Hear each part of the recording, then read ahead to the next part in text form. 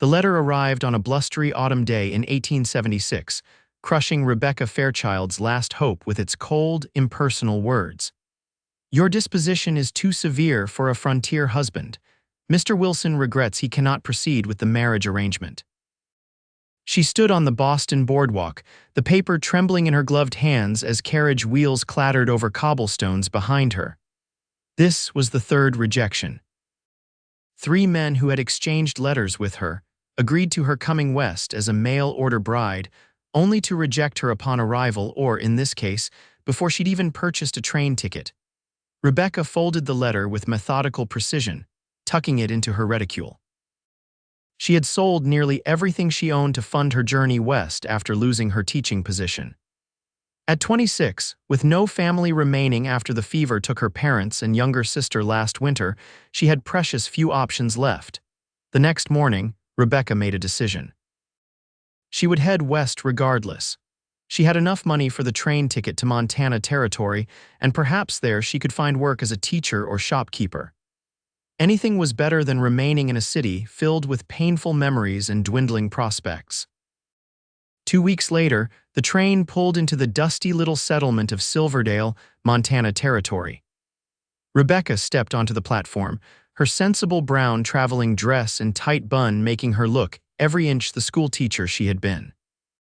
The brightness of the western sun nearly blinded her as she surveyed the rough-hewn buildings lining the single main street. "Miss, you need assistance," a porter approached, eyeing her single trunk. "Thank you. Is there a hotel nearby?" Rebecca asked, her voice steady despite her racing heart. "The Silver Dollar's just down the way. Only decent place in town for a lady." Rebecca nodded her thanks and hired a boy with a wagon to transport her trunk. As they made their way down the dusty street, she observed the town with careful eyes. A general store, a blacksmith, 2 saloons, and various other businesses lined the thoroughfare. Men in dusty clothes and wide-brimmed hats paused to stare at her new face, and a woman at that was evidently still a rarity in Silverdale. The Silver Dollar Hotel was a 2-story wooden structure with peeling white paint. It wasn't grand, but it appeared clean enough. Rebecca arranged for a room and inquired about employment opportunities in town. "Well, madam," the gray-haired proprietress, Mrs. Holloway, said, "we ain't got no school here yet, though there's talk of starting one. Might check with Mr. Peterson at the general store if he needs help. Or the Vanderwood ranch outside town, they sometimes hire household help."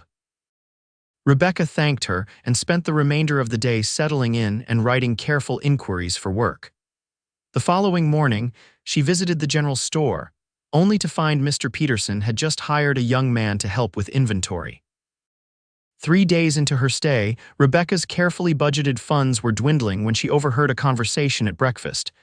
"Van's about ready to leave that place to ruin since Sarah passed," an older man was saying to his companion. "Can't say I blame him. Losing a wife like that, then having that accident. He needs help out there," the other man agreed, "but he's too proud to ask for it. Got that boy Tommy helping, but it ain't enough for a spread that size." Rebecca hesitated, then approached their table. "Excuse me, gentlemen. I couldn't help overhearing. Is this Mr. Vanderwood in need of assistance? I'm seeking employment." The men exchanged glances. The older one with a silver-streaked beard spoke. "That'd be Hayes Vanderwood, madam. Got a cattle ranch about 5 miles west. Lost his wife to pneumonia last winter, then took a bad fall breaking a horse. His leg healed wrong. Proud man, though, not sure he'd take kindly to charity."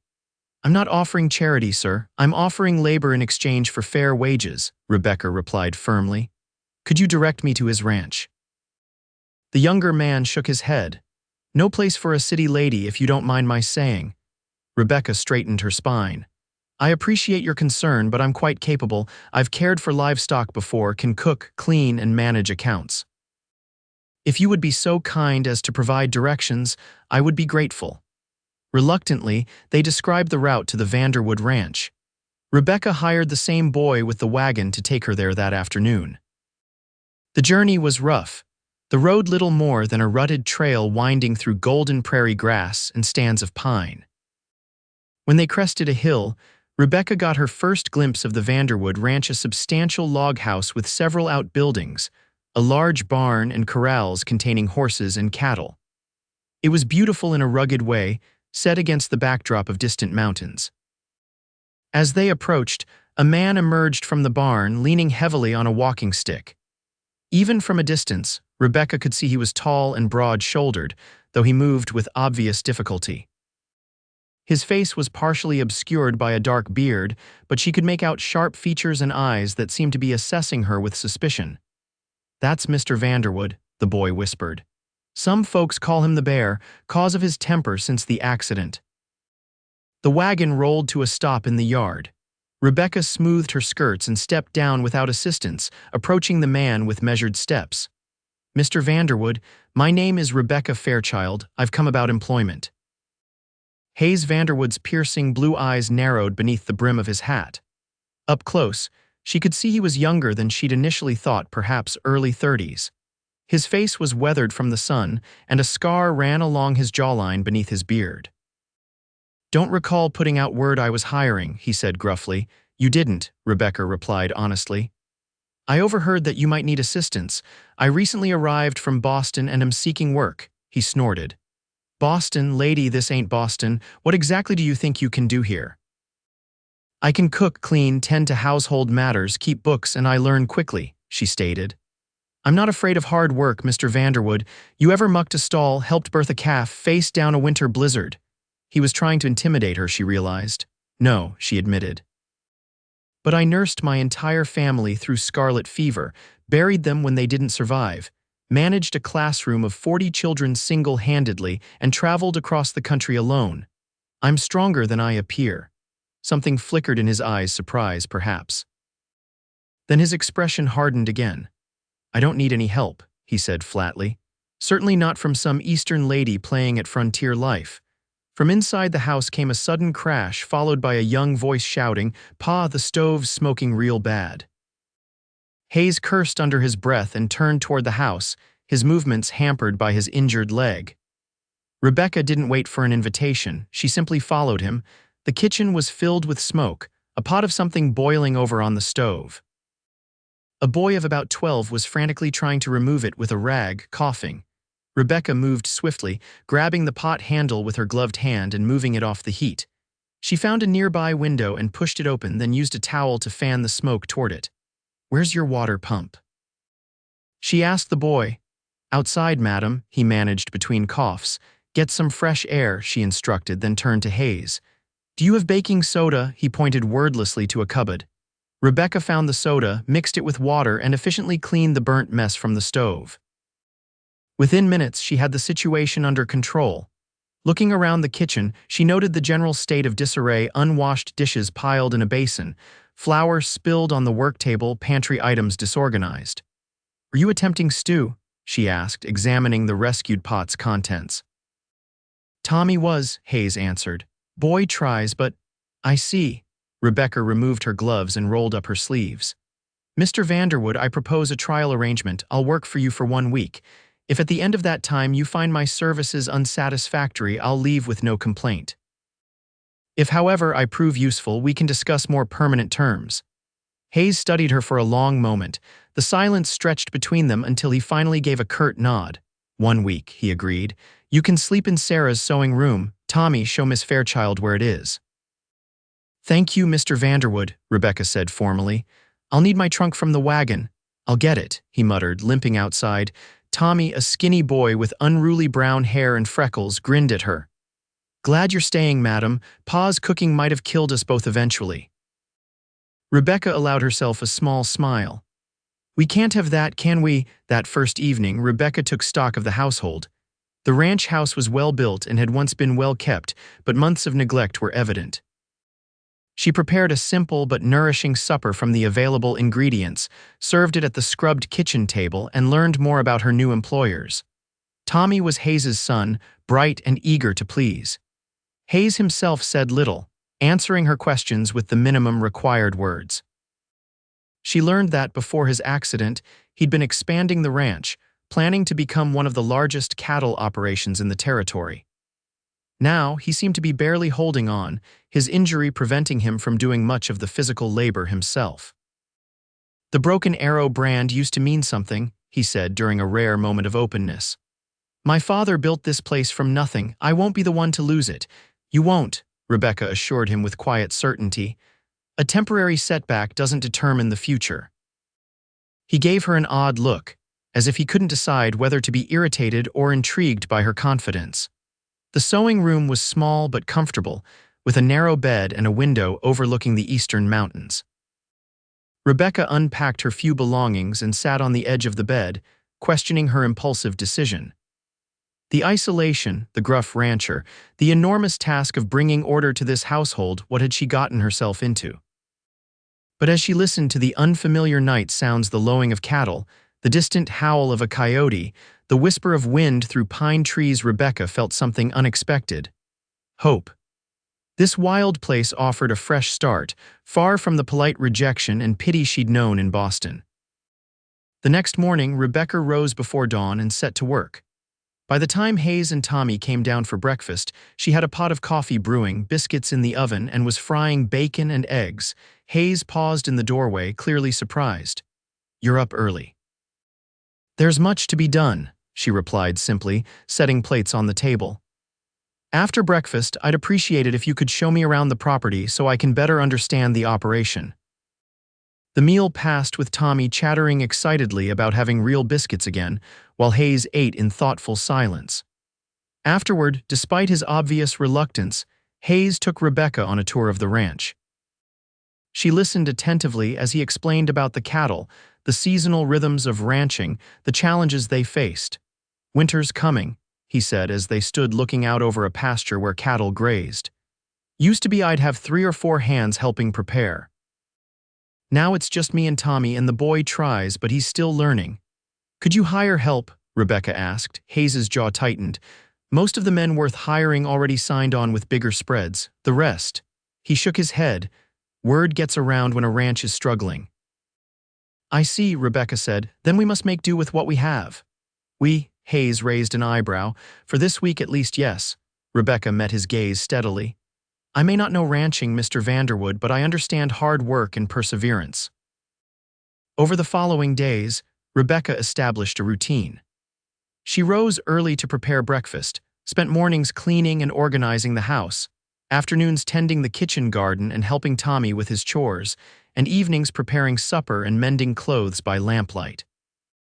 She found the ranch account books in disarray and spent hours sorting through them, making neat entries and calculating figures. Hayes watched her with growing puzzlement. She never complained, never showed frustration, just moved through each task with quiet determination. Even when she made mistakes, like the time she accidentally let the chickens out and spent an hour chasing them, she simply corrected the problem and moved on. On the 4th day, Hayes found her in his office, bent over the account books. "What are you doing?" he asked, his voice sharper than he'd intended. Rebecca looked up calmly. "Organizing your accounts. You're losing money on your arrangement with the Billings cattle buyer. If you were to negotiate directly with the fort's quartermaster instead, you've been going through my private business." There was anger in his tone now. "You hired me to help," she replied evenly. "These books needed attention. I've identified several areas where changes could improve your situation." Hayes limped forward, slamming his hand on the desk. "I don't need some city woman telling me how to run my ranch." Rebecca didn't flinch. "With respect, Mr. Vanderwood, you do need help. Your pride is understandable but impractical. This ranch can thrive again, but not if you insist on doing everything yourself with an injured leg and a 12-year-old boy as your only assistants." They stared at each other, tension crackling between them. Hayes was the first to look away. "You're too serious, you know that," he muttered. "Don't you ever smile?" The question caught Rebecca off guard. She straightened the papers before her. "I smile when there's cause to, Mr. Vanderwood." Later that evening, Rebecca was preparing supper when she heard raised voices from outside. She went to the window and saw Hayes arguing with 2 men on horseback. Even from a distance, she could tell the conversation was heated. When Hayes came in, his face was dark with anger. "Is everything all right?" she asked. "Fine," he said shortly, but then sighed heavily and added, "Miller and his son, they want to buy part of my north pasture, been after it for years. And you don't wish to sell, that land's been Vanderwood land for 2 generations, I'm not breaking it up." He ran a hand through his hair. They know I'm in a tight spot, though. Offered cash, said I should be practical. Rebecca nodded thoughtfully. The money would solve immediate problems, but at the cost of long-term prosperity. Hayes looked at her with surprise. Exactly. Most people would tell me to take the money. I am not most people, Mr. Vanderwood, Rebecca said. Sometimes, holding steady through difficulties requires more courage than changing course. Something shifted in Hayes's expression, then a softening around his eyes, a new awareness as he regarded her.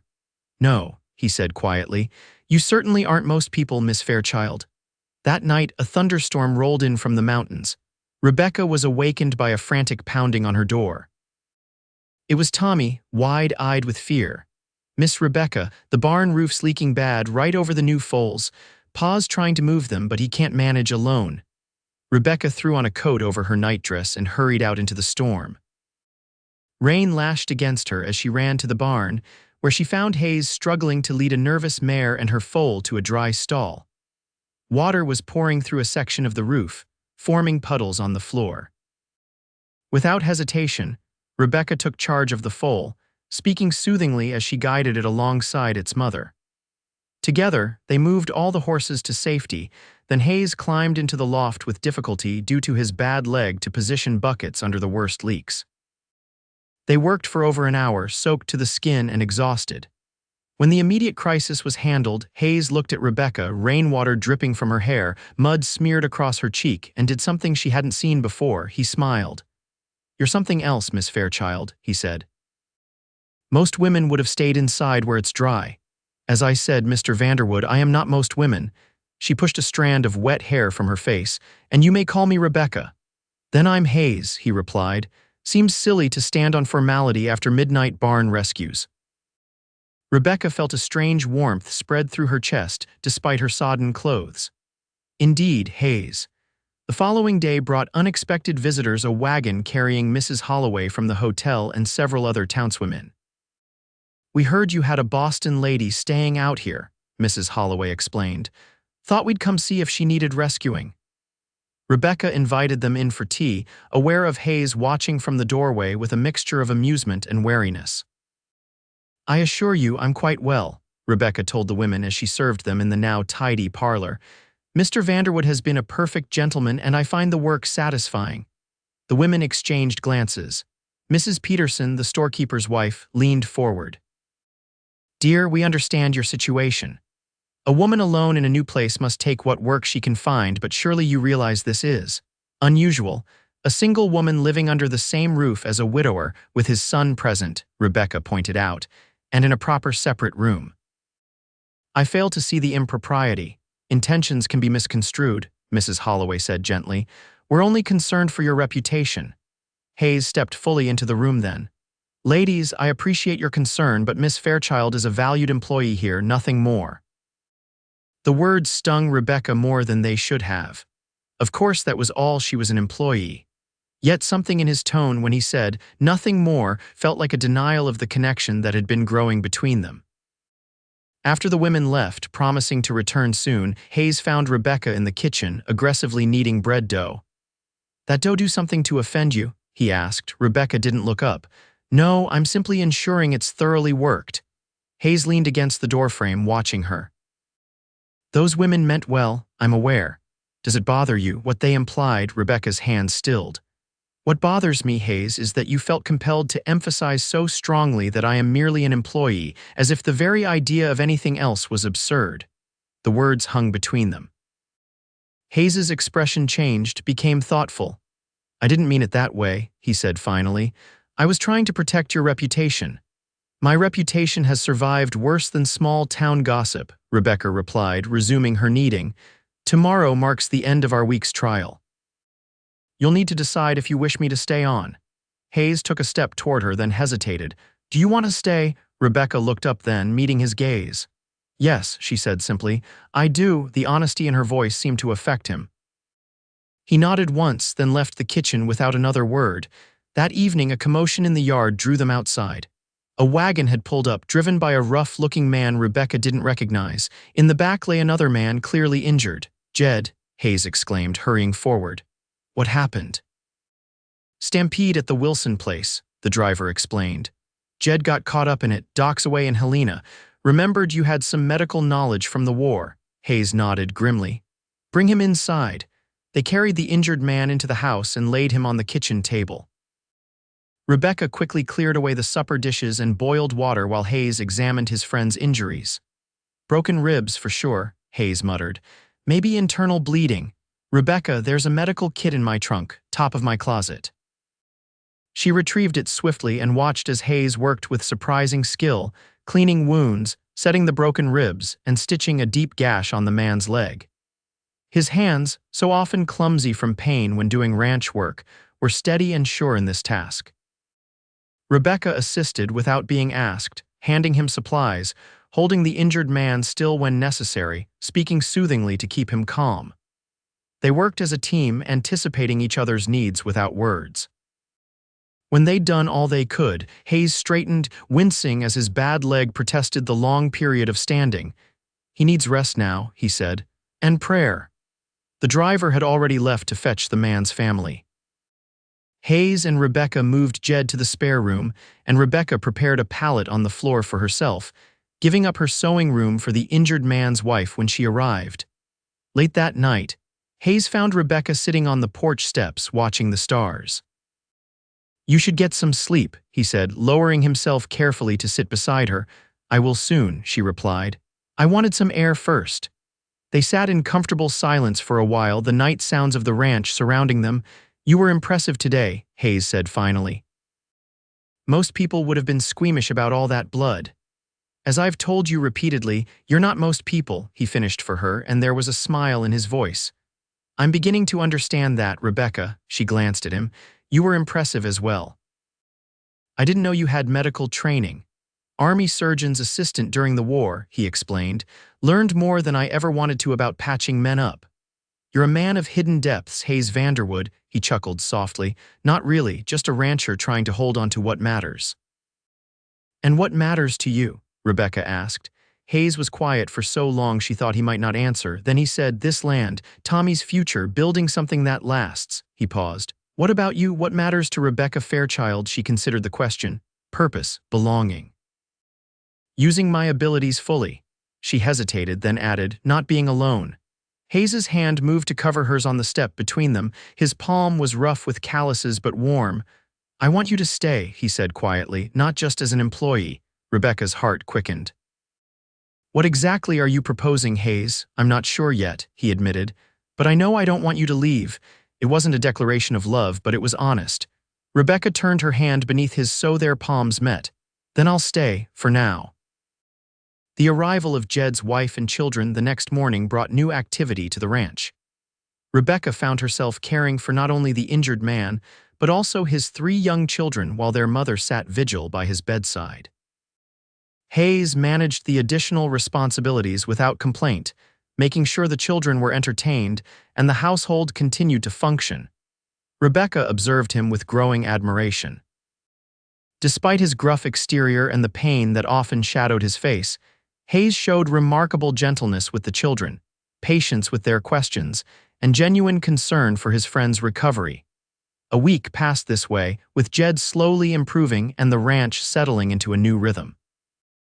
Rebecca's trial period had technically ended, but neither she nor Hayes mentioned it. She simply continued her work, now with the added dimension of caring for their unexpected guests. One evening, Rebecca was reading to the children in the parlor when she heard the sound of a guitar from the porch. Curious, she tucked the children into their makeshift beds and stepped outside. Hayes sat in a rocking chair, an old guitar across his lap, playing a haunting melody. He looked up when she appeared but didn't stop playing. I didn't know you played, Rebecca said, sitting in the chair beside him. Haven't in a long time, he replied. Found it in the attic today when looking for toys for Jed's kids. The music filled the night air, melancholy yet beautiful. When the song ended, Hayes kept his hands on the strings, not looking at her.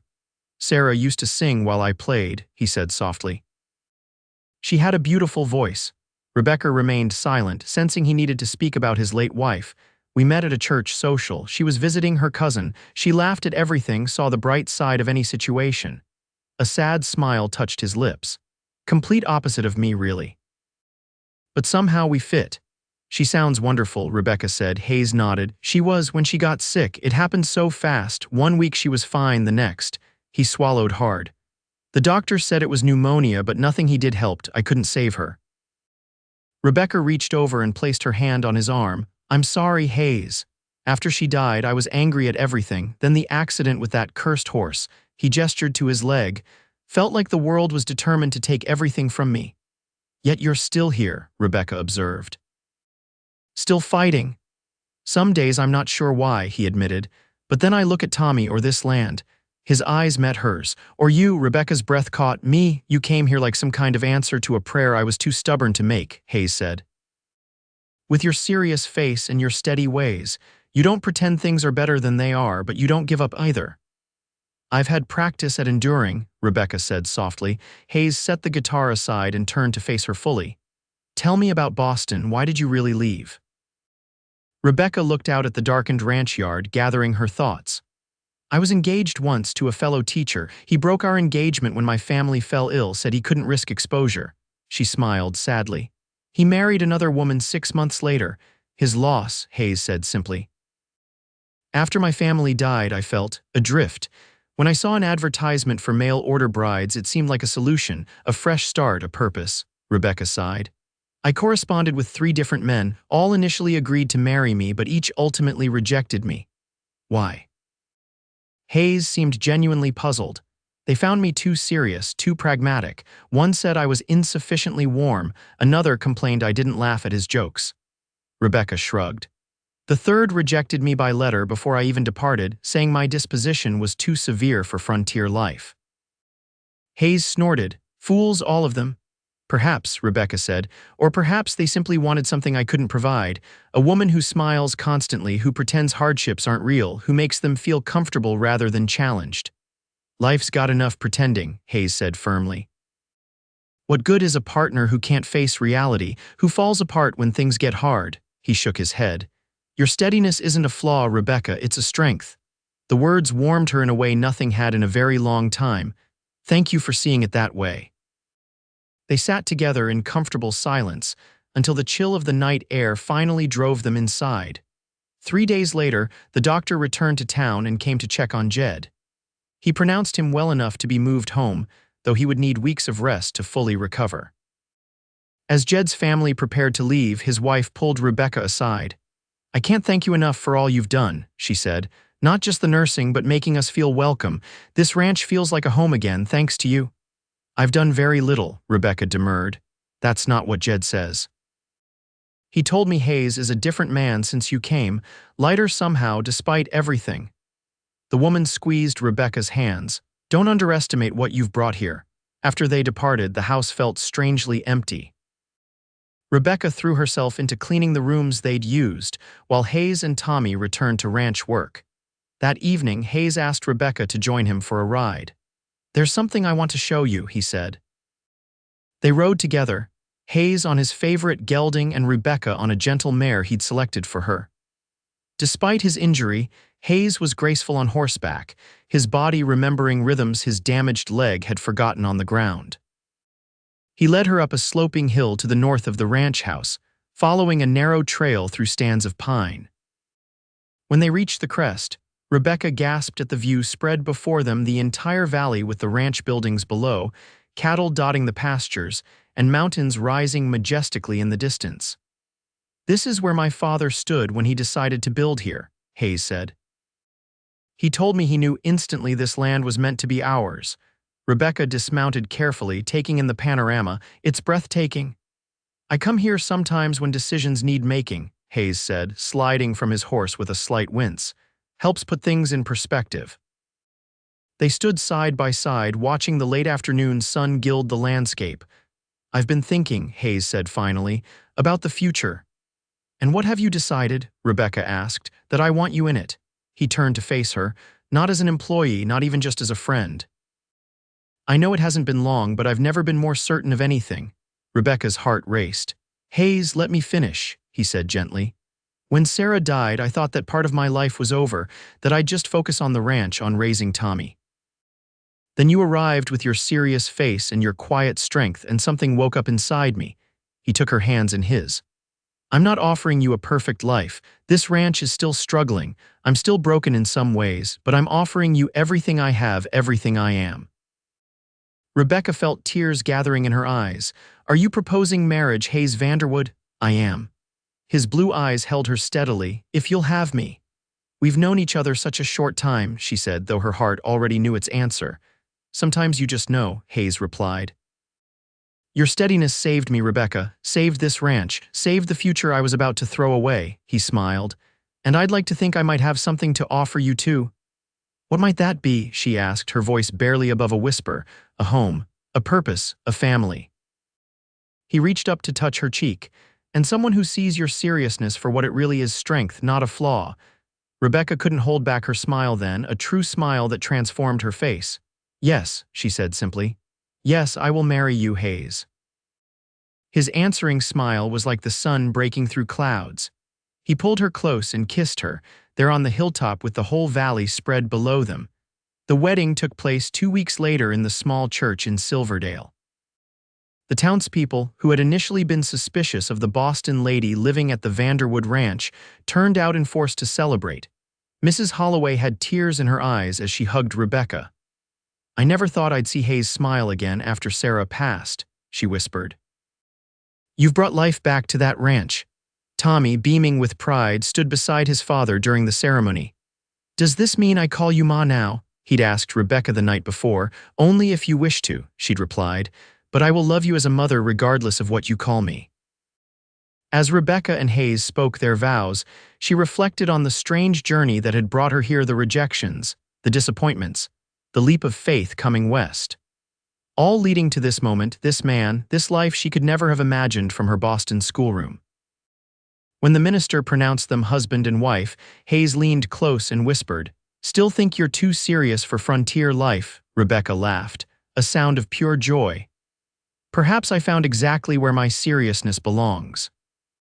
5 years later, Rebecca stood on the porch of the Vanderwood ranch house, watching Hayes teach their 3-year-old daughter, Emma, to ride her first pony. Tommy, now 17 and almost a man, supervised carefully from beside the corral. The ranch had prospered under their joint management. Rebecca's head for business had helped them weather difficult seasons, while Hayes's knowledge of cattle and the land had guided their expansion. They'd added a second story to the house, hired reliable hands, and built the school Rebecca now taught in 3 days a week. Hayes looked up and caught her watching. He smiled that smile that still made her heart skip and lifted Emma from the pony. "Show Mama what you learned," he said, setting the little girl on her feet. Emma ran to Rebecca, blonde curls bouncing. "Mama, I rode all by myself." "You were magnificent, darling," Rebecca said, lifting her daughter into her arms. Over Emma's head, she met Hayes's gaze with a smile of her own. He crossed to join them, moving with only a slight limp now. Years of Rebecca's stubborn insistence on exercises and proper rest had improved his mobility considerably. "What are you thinking about?" he asked, sliding an arm around her waist. "How fortunate I am that 3 men rejected me," she replied honestly. Hayes laughed. "Their enormous loss, my immeasurable gain," he kissed her temple. "Your steadiness built all this, Rebecca." She leaned into his embrace, watching Tommy lead the pony back to the barn as the sun set behind the mountains. "We built it together," she corrected, "and that's what makes it strong."